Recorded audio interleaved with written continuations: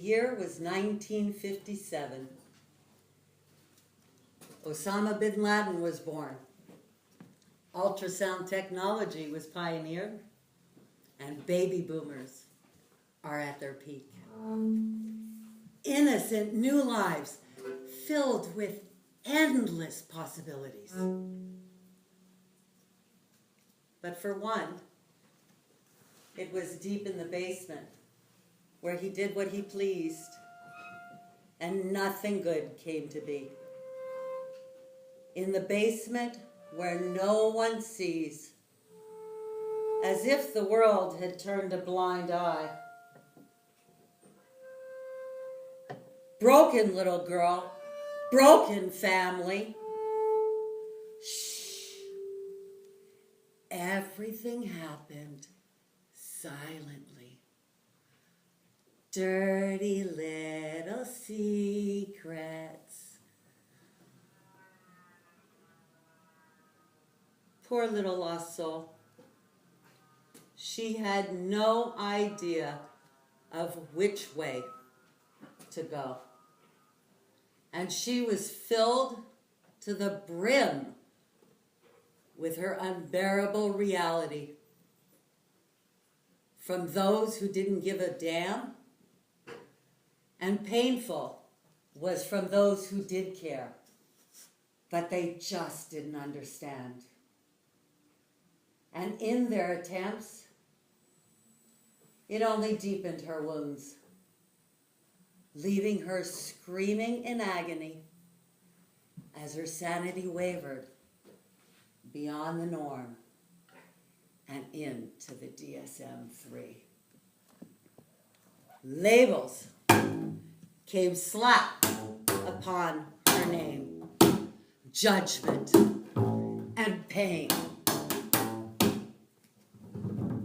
Bipolar, post-traumatic stress, anxiety, depression, dissociative disorder, and borderline personality. Like a fucking tossed salad.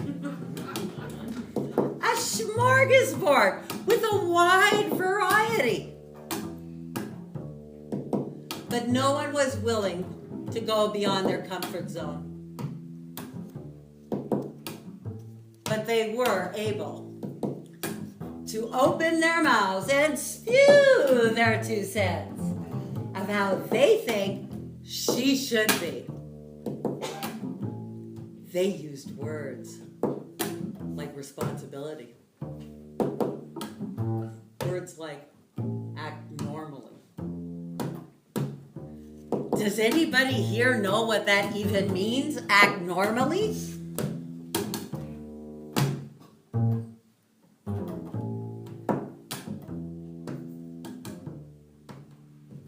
She's left with flashbacks and fragmented memories,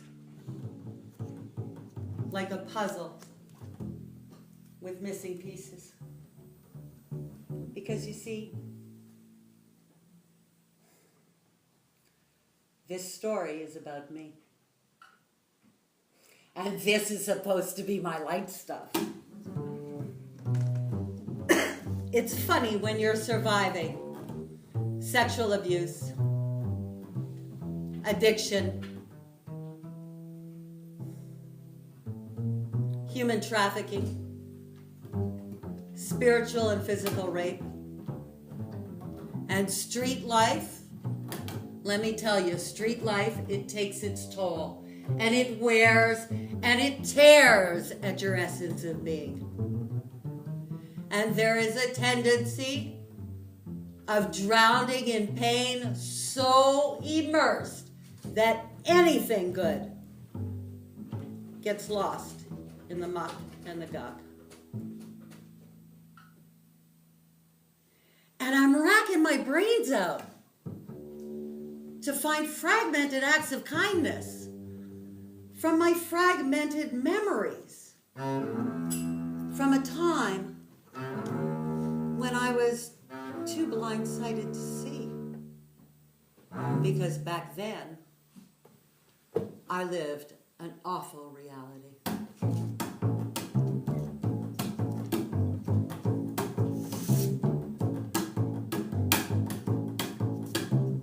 Do you hear that? Does anybody hear that? Mission Impossible, or is it just me? That can't be. No, stop! Oh God, help me. I think I need therapy. I found a therapist, or maybe she found me. Her name is Ronnie. She looks like she's out of the 60s. Woodstock bound, if you know what I mean. And she says to me, I don't have a lot of experience working with people like you. With my kind of issues. Now, I thought that was her first mistake. So fuck it. On my next appointment, I showed up late. And this short, round woman, she put me in my place with such ease and with such grace. And all she did was tell me to wait in the hallway for about the same amount of time that I had been late. And she glanced over her shoulder and smiled at me.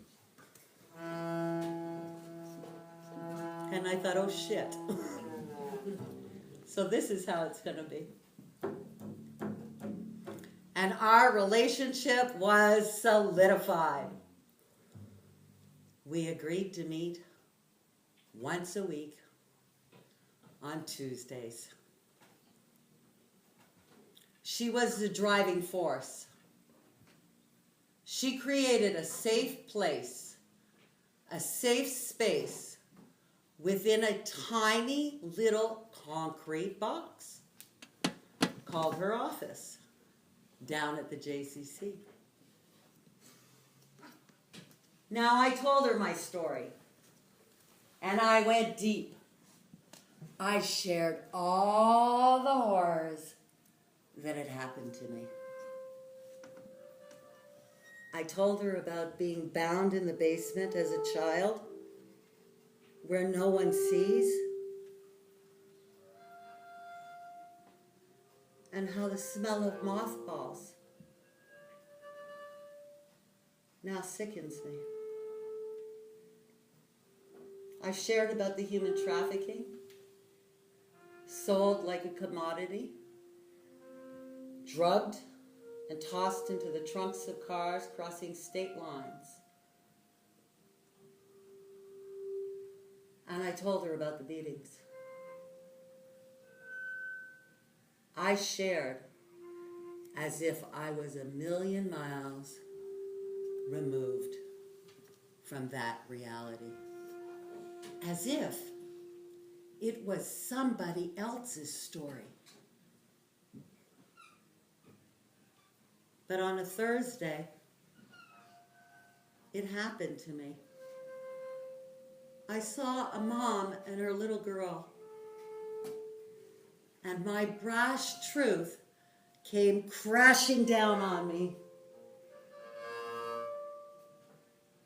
I was no bigger than she. Maybe 2, maybe 3. When all of this started happening to me.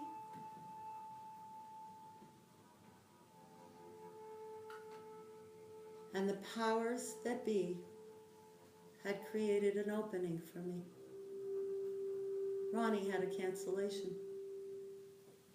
And behind my protective shades, tears filled my eyes as I traveled back up the Spadina line.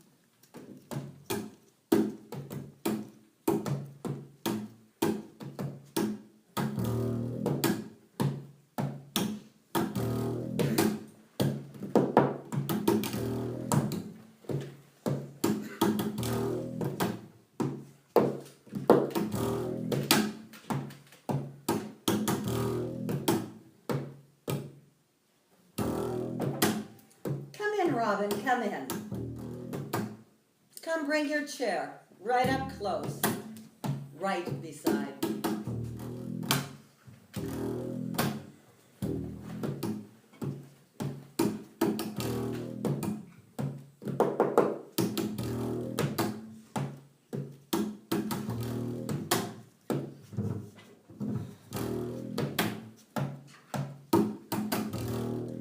What have I done? My heart is pounding.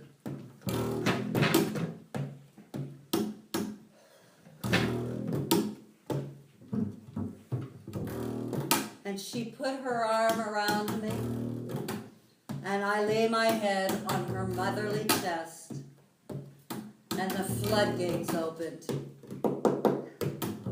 and I began to weep.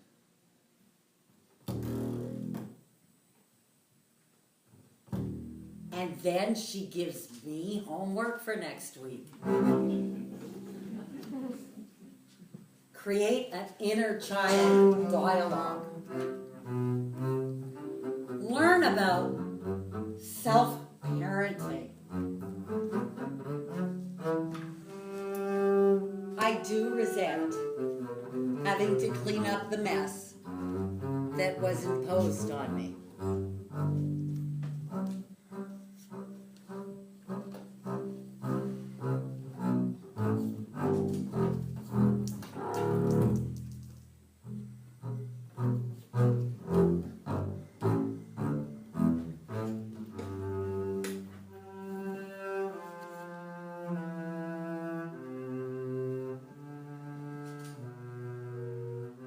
I think my inner child hates me.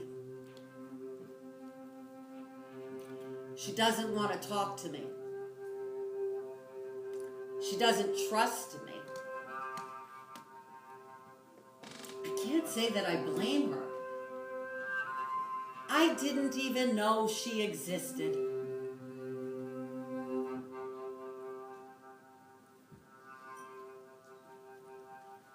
And I muster the courage to ask her, what do you need from me? And eventually, she says, I need you to stop forgetting about me. I need you to protect me, to love me unconditionally, and to accept me.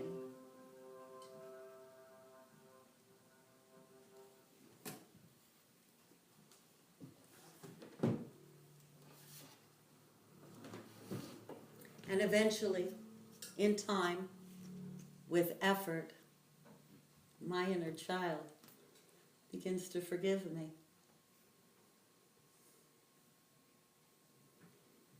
Ronnie was a rarity.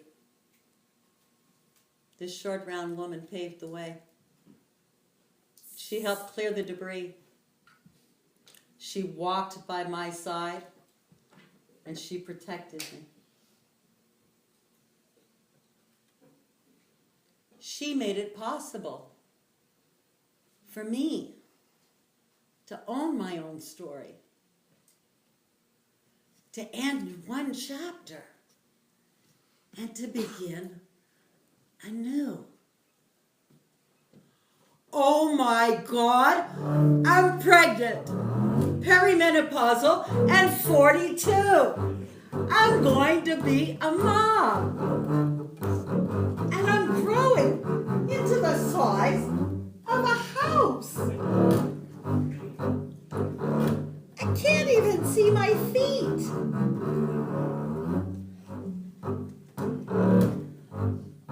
It's July 13th, and she's due. Still July 13th.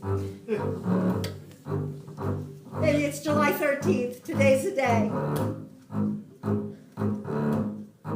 It's the 23rd.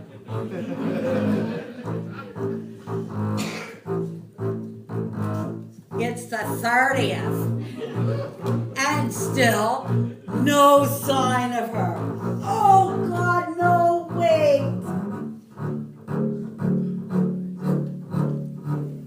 18 hours of labor.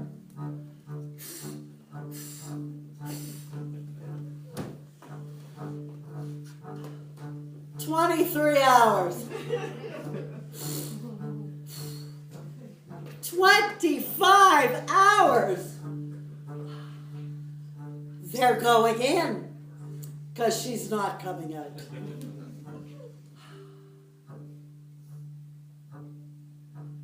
And they hand her to me.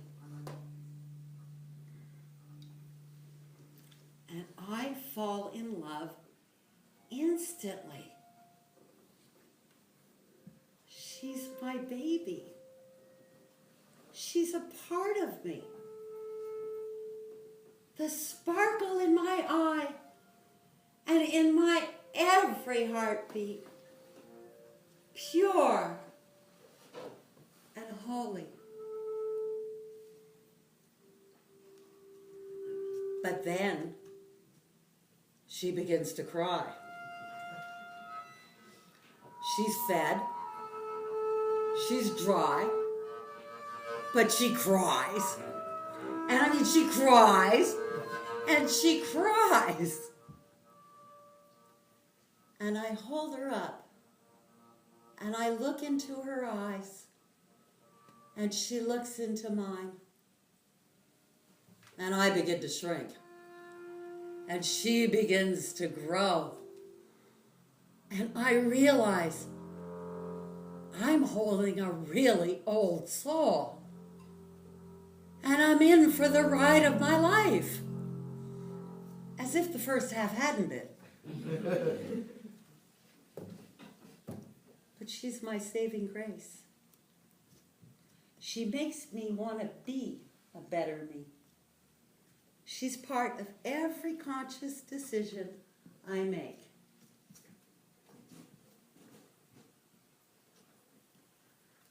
And she deserves a mummy who is emotionally present. And that's not always easy for me.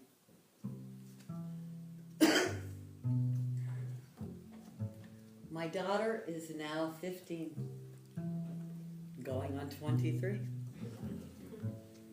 And I'm not God to her anymore. Perfect me has been long outgrown. Dang, in a couple of years she'll be off to university. What's to become of me?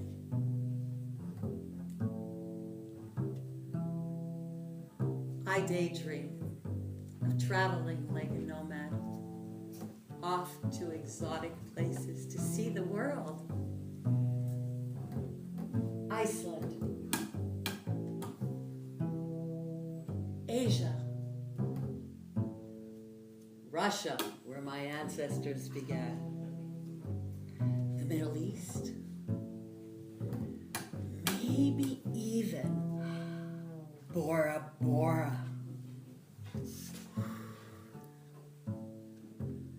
It's time to make a move.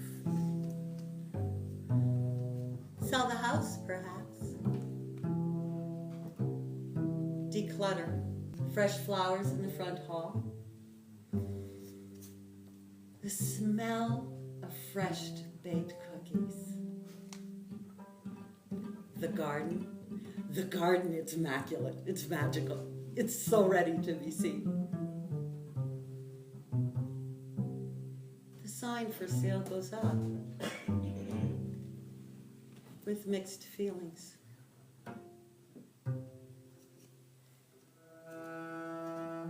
Our passports are up to date, so my daughter can visit me wherever I happen to be.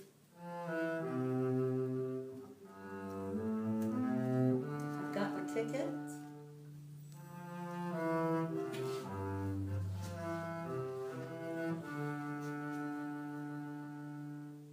Can I get a taxi to Ray Street? I'm going to the airport.